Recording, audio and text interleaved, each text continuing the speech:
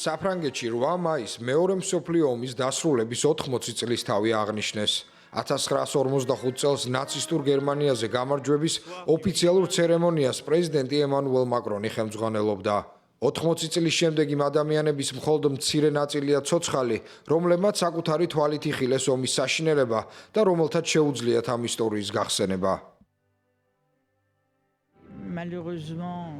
სამწუხაროდ ვხედავ, რომ სულ უფრო ცოტანი ვრჩებით. მაშფოთებს იმის გააზრება, რომ მალე სულ მარტო დავრჩები.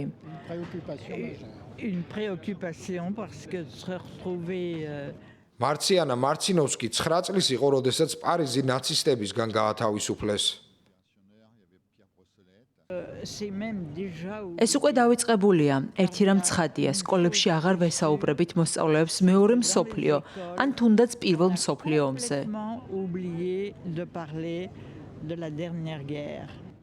ევროპის კონტინენტზე კი რუსეთის მიერ უკრაინაში სრულმასშტაბიანი შეჭრის ფონზე ბევრი ვეტერანისთვის თითქოს წარსული გაცოცხლდა. მე მშვიდობის ერთგული ვარ. ჩვენ ყველაფერი უნდა გავაკეთოთ, რომ ადამიანებმა ერთმანეთი არ დახოცონ. ეს ჩემთვის მნიშვნელოვანია, რადგან საკუთარი თვალით ვნახე, როგორ იტანჯებოდნენ ადამიანები, ქალები, ბავშვები. ამიტომ მეც ვიბრძოლებ მშვიდობისთვის.